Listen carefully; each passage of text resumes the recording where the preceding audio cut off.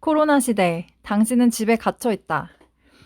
집안에 먹을 것이라곤 3일 된 치킨과 3일 된 밥뿐이다. 이때 당신이 선택해야 하는 행동은 무엇인가? 갑자기 공적 마스크를 사러 나갔던 동생이 소고기 버거를 사와야 할지, 돼지고기 버거를 사와야 할지 전화가 왔다. 이때 동생 보고 사오라고 해야 할 버거의 종류는 무엇이어야 우리 형제가 더 오래 생존할 수 있을까? 안녕하세요. 우리 하길고등학교 학생 여러분, 영양교사 송가연입니다. 코로나 시대에 다들 잘 지내고 있나요? 방금의 질문은 조금은 생뚱맞기는 했지만 어떤 대답을 내려야 할지 아직까지 감이 오지 않을 것입니다. 자, 오늘은 영양 선생님과 함께 식품 안전과 생존이라는 주제로 이야기를 나눠볼 텐데요. 오늘 이따가 여러분이 보게 될 영상에서는 약간의 혐오스러운 장면이 있을 수 있으니 감안하고 시청해 주시길 바랍니다. 하지만 이 장면들은 자연스러운 자연계의 모습이기에 영상으로 보는 것도 교육적인 가치가 있겠죠. 오늘 저희가 배우게 될 내용은 식품, 식품위생, 식품안전, 그리고 이러한 식품안전을 지키기 위한 식품위해에 대하여 알아보고 식품안전과 관련이 있는 미생물, 기생충에 대하여 간단하게 알아보도록 하겠습니다. 영상을 보기에 앞서 간단한 용어 정의를 먼저 시작하도록 하겠습니다. 식품위생법에서는 식품이란 의약으로 섭취하는 것을 제외한 모든 음식물로 정의를 하고 있고, 식품위생의 정의에 대해서는 식품위생이란 식품, 식품 첨가물, 기구 또는 용기, 포장을 대상으로 하는 음식에 관한 위생을 말한다라고 정의가 되어 있습니다. 그러니까 다시 말하면 식품뿐만 아니라 그 안에 들어가게 되는 식품 첨가물, 그리고 식품을 다루는 기구와 식품을 담는 용기, 그리고 그것을 포장하는 포장까지 깨끗해야 식품이 위생적이라고 할 수 있다고 표현할 수 있습니다. 식품 위생의 목적은 식품으로 인한 위생상의 위해 사고를 방지하고 식품의 질적 향상을 도모하는 것입니다. 즉, 식품의 안전성은 식품을 매개로 하는 다양한 위해 요소를 제어한다면 그 식품의 안전성이 확보된다는 개념으로 식품 안전성을 정의하고 있습니다. 궁극적으로 우리가 식생활을 올바로이 유지하기 위해서는 식품의 영양적인 가치와 더불어 동시에 그 안전성을 확보하는 것이 또 하나의 필수적인 조건이 된다고 할 수 있습니다. 따라서 우리는 식품을 매개하는 다양한 위해 요소에 대하여 잘 알고 그것들을 제어할 수 있어야 합니다. 식품 위해와 관련된 건강 장애로는 크게 다음과 같이 4가지로 그 원인에 의하여 분류할 수 있습니다. 결과적으로 어떠한 것들이 있는지 간단히 알아볼까요? 첫 번째로는 식중독이 있습니다. 식중독이란 먹거리 중에 병원체 감염에 의한 것이든 병원체가 남기고 간 독에 의한 것이든 신체 내 독으로 작용하는 것들이 먹거리에 포함되어 있어 소화기계 질환을 필두로 하는 다양한 증상들을 일으키는 증후군들을 식중독이라고 합니다. 두 번째로 경구 감염병이란 경구, 즉 입을 통하여 발생이 되는 감염성 질환들을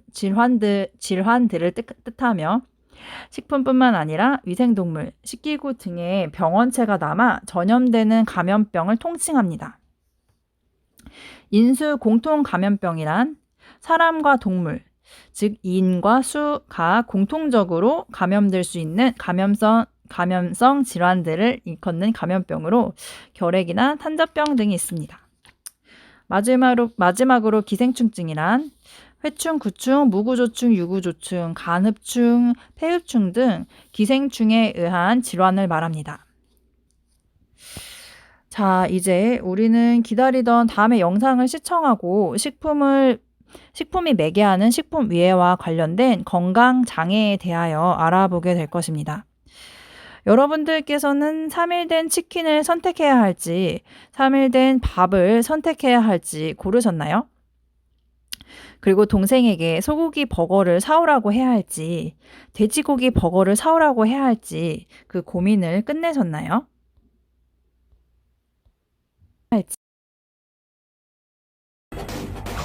Every day we face life and death decisions. Choose smart and you'll live long and prosper. Choose badly and you're toast. Coming up, a battery of new dead or alive challenges. With our 4 all-knowing science brains on hand to help you pick. Will you prove to be one of life's losers or ultimate players? Get the questions right and your lives stay intact.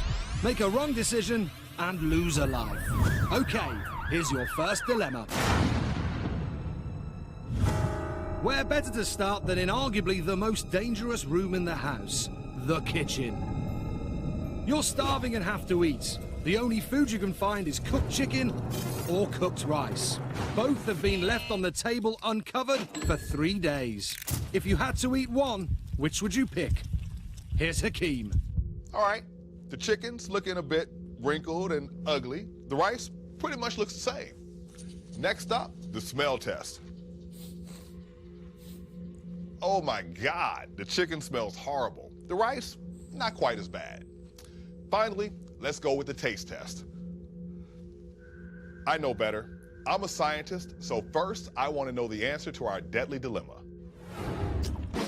The answer, eat the chicken, not the rice. But how can that be when we all know bad chicken makes you ill? Scientists? Once an animal or plant dies, it begins to decompose. And that's exactly what happens to our food too. That's right, we live on a diet of death. Decomposition is mainly caused by organisms like bacteria and fungi. No matter how clean your kitchen is, they're in the air. When they settle on your food, they start to break it down, causing it to change texture and develop unpleasant odours and tastes. Unpleasant odours and tastes? That'll make both options a disgusting dinner. But why is the spoilt rice more deadly than a spoilt chicken? Rice has something that chicken doesn't. A bacteria called Bacillus cereus, which is commonly found in soil.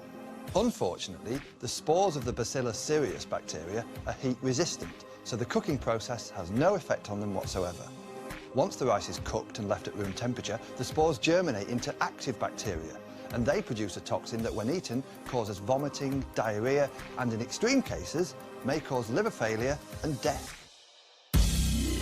Yes, the bad bacterial spores survive cooking, but anything harmful in the chicken is killed in the oven. So, you should eat the chicken. Still not eating it. Definitely, I am not eating it. How did you do with our first dilemma? I should not have really smelled it. Time for Deadly Dilemma number 2. At a barbecue, you're offered a choice of either a beef burger or a pork burger. Doesn't sound too deadly, does it? But there's a twist. They both contain tapeworms. So, which do you eat? You have until this little porker stands up. Which is more deadly? Tapeworm from pork versus tapeworm from beef? You heard him. Time's up. The answer is eat the beef burger. When digested, cow's tapeworms stay in your intestines, but larvae from the pork tapeworm can migrate. The larval cysts can infect the human heart, eye, and even the brain. Result? Death by pork burger. Even the brain. 미생물은 육안으로 볼 수 없어 현미경으로 관찰해야 될 정도로 작지만 주변에 항상 존재하고 있으며 우리에게 긍정적이거나 부정적인 역할을 미치고 있습니다. 특히 식품은 미생물의 가장 좋은 서식 장소로 온도나 수분 등의 생육 조건이 충족되면 미생물들은 단기간 내에 증식됩니다. 미생물의 종류에는 세균, 곰팡이, 효모 이렇게 3가지가 있으며 각각의 미생물마다 다른 생육 조건을 가지고 있습니다. 미생물의 생육 조건으로는 영양소, 산성도, 온도, 산소 요구량, 수분 등의 조건이 있습니다. 우리는 이러한 미생물의 생육 조건을 통제함으로써 미생물의 증식을 통제합니다. 한편 이러한 미생물들이 식품 내 증식을 하게 될 때 나타나는 현상에 대하여 각각 다른 정의를 내리는데요. 미생물이 증식하여 당질, 즉 탄수화물이나 이나 지질, 즉 지방이 분해되어 산미를 형성하거나 특유의 냄새를 잃게 하는 현상을 변폐라고 하고, 당질이나 지질이 아닌 단백질이 미생물 중 부패세균의 작용을 받아 분해되어 악취가 나고 여러 유해물질을 생성해가는 과정을 부패라고 합니다.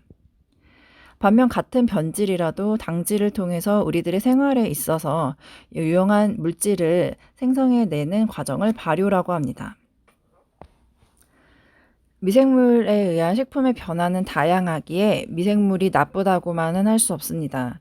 제2차 세계대전에서 많은 병사를 구해낼 수 있었던 페니실린처럼 미래의 질병 퇴치 등 다양한 사용처로 쓰일 미생물 산업의 발전을 기대해보면 좋을 것 같습니다. 여기서 잠깐 상식으로 알아두세요. 이러한 미생물의 명명법은 속과 종으로 표시하며 표기시 이탈릭체를 이용하여 표시합니다. 아스퍼질러스 바실러스라고 하면 바실러스 종의 아스퍼질러스 속이 미생물, 이스케리치아 콜라이라고 하면 콜라이 종의 이스케리치아 속의 미생물을 말합니다. 다음은 소고기 버거를 먹을 것인지 돼지고기 버거를 먹을 것인지 선택하는 질문을 통해 기생충이 가져다주는 위험에 대한 내용을 다룬 영상이었습니다. 우리가 덜 익힌 소고기 버거를 선택하면 살 수 있었고 덜 익힌 돼지고기 버거를 선택하면 죽을 수도 있었던 것처럼 기생충은 종류마다 그 특성과 성상에서 차이가 있습니다. 우리는 그러한 특성을 알고 있어야 보다 안전한 식생활을 영위할 수 있겠죠? 기생충이 매개하는 식품의 종류로 기생충의 분류를 해보자면 크게 식물성 식품을 매개하는 기생충과 동물성 식품, 육류, 어패류에 기생하는 기생충으로 나눌 수 있습니다. 다양한 이름과 다양한 특징을 가지고 있지만 70도씨 이상으로 가열 시 사멸하고 구충제 복용 시 사멸하기 때문에 우리는 안심할 수 있습니다. 한편 요충은 어린아이가 분변에 오염된 흙을 만지고 놀다가 경구 감염되어 가족 감염까지 일으킬 수 있으므로 항문 주위에 충체가 산란하여 가려움증을 일으키는 그 특징을 알아두면 좋을 것 같습니다. 동물성 식품을 매개하는 기생충 중 아까 영상에서 본 테이프웜, 즉 무구조충과 유구조충에 관한 내용이 있었습니다. 머리 쪽인 두절에 갈고리의 존재 유무로 무구 또는 유구라는 이름이 붙여졌고 소가 중간숙주인 무구조충과 돼지가 중간숙주인 유구조충이 있습니다. 소가 중간숙주인 무구조충은 낭미충증을 일으키지 않지만 돼지가 중간숙주인 유구조충은 낭미충증을 일으켜 인체 내에 치명적인 위해를 가할 수 있습니다. 낭미충증이란 성충이 되기 전 낭충이 뇌와 안구 등에 기생하는 것을 말하며 신경학적인 손상을 일으킬 수 있기 때문에 각별히 주의해야 합니다. 한편 무구조충은 쇠고기를 먹지 않는 힌두교도들에게는 걸리지 않겠죠? 더불어 어패류를 중간숙주로 삼는 간에서 성충으로 존재하는 간흡충과 폐에서 성충으로 존재하는 폐흡충, 장에 성충으로 존재하는 요코가와 흡충 등이 있습니다. 이러한 강에서 잡은 어류는 생식을 금하고 반드시 가열한 뒤 섭취해야만 앞서 소개된 기생충증에 걸리는 일들이 없을 것입니다. 자, 그렇다면 우리가 기생충으로부터 피해를 받지 않기 위해서는 어떻게 해야 할까요? 우리가 앞서 알아본 바와 같이 기생충은 분변이나 식수 등에 매개하여 2차 오염이 가능하기에 첫째, 감염체의 경로가 되는 손을 깨끗이 잘 씻기. 둘째, 용변은 반드시 지정된 장소에서만 보는 등 감염 경로 제한하기. 셋째, 혹시나 정수되지 않은 오염된 식수로 인해 감염이 될 수 있으므로 정수된 물을 마시며 식수는 반드시 끓여서 마실 수 있도록 하기.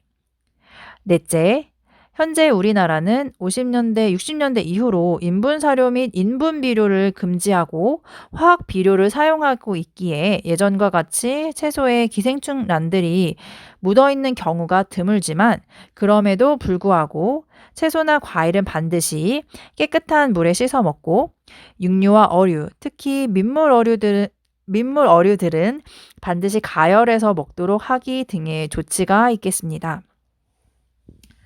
삼겹살이나 육회의 경우 50년대와 다르게 현재 대한민국에서는 가축의 인분 사료나 농경지의 인분 비료가 금지되어 있고 도축된 고기가 검역장에서 검사를 통과해야만 시중에 유통이 되기 때문에 현재 대한민국에 유통 시판되는 고기에는 기생충이 없다는 전문가의 의견이 있습니다. 또한 민촌충이라는 촌충에 걸릴 확률이 있지만 우리에게 해가 없기 때문에 식이로 섭취해도 괜찮다는 의견입니다. 다만 소의 생가는 절대로 식이 섭취를 금한다고 하였는데요. 이유는 회충이 인체 내로 들어와 눈이나 뇌에 기생할 수 있기 때문이라고 합니다. 오늘 배운 기생충의 생태를 이해해 모든 식품 및 기구, 도구, 포장 등의 용기는 가급적 깨끗하게 취급하고 식품은 가열 조리하여 섭취하는 것이 좋겠습니다. 또는 외국에 나갔을 경우 이러한 사항을 꼭 기억해 두어 음식은 가급적 가열 후 섭취가 원칙이라는 사실을 잊지 말고 건강한 식생활을 영위해 나아갔으면 좋겠습니다. 자, 다시 오늘의 질문으로 돌아가 볼까요? 오늘의 정답은 3일 된 밥도 3일 된 치킨도 먹지 마세요입니다. 3일 된 밥에는 조리 온도에도 파괴되지 않았던 독소형 포자가 번식하는 바실러스 세리우스라는 박테리아가 증식하게 됩니다. 이러한 독소형 포자는 번식하게 되는 생육 환경을 가지지 않으면 발화하지 않아 인체에는 해가 없게 되지만 발화하게 되면 독소를 갖게 되므로 인체에 문제가 됩니다. 한편 3일 된 치킨은 부패형 세균이 증식하므로 다양한 식중독균이 번식할 가능성이 높아지겠죠? 두 번째 질문 또한 두 가지 종류의 버거 모두 올바로이 가열한 후에 섭취할 수 있도록 하는 것이 올바른 선택이겠습니다. 동생에게 제대로 구워진 패티의 햄버거를 구입해 오라고 부탁한다면 더 좋겠죠? 코로나 시대에 귀찮다고 음식의 보관이나 적절한 조리에 귀찮아하지 말고 우리 모두 올바른 방법으로 식품을 취급해 나아간다면 더욱 건강한 하길고등학교 학생들이 될 수 있을 것이라고 생각이 됩니다. 네, 지금까지 시청해 주셔서 감사합니다. 우리 모두 곧 만나요.